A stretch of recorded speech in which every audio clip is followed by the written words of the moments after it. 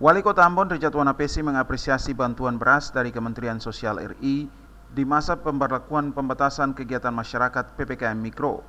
Bantuan beras kebijakan Presiden RI ini diberikan bagi keluarga penerima manfaat untuk program Keluarga Harapan PKH dan bantuan sosial tunai BST. Menurut Wali Kota, bantuan ini akan sangat disyukuri oleh mereka yang menerima. Untuk itu, pemerintah kota menyampaikan terima kasih atas kebijakan Presiden Republik Indonesia melalui Kementerian Sosial dan Perum Bulog RI dalam memberi perhatian terhadap masyarakat di Maluku dan Kota Ambon. Menurut Wali Kota, bantuan tersebut sangat berarti bagi masyarakat di tengah kondisi pandemi COVID-19 saat ini.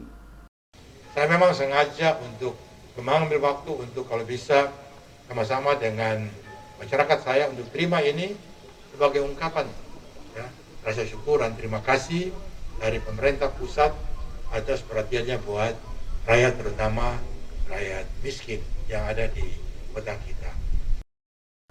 Untuk Kota Ambon, bantuan beras 10 kg per 1 bulan akan disalurkan kepada 14.836 KPM sesuai data terpadu kesejahteraan sosial Kementerian Sosial.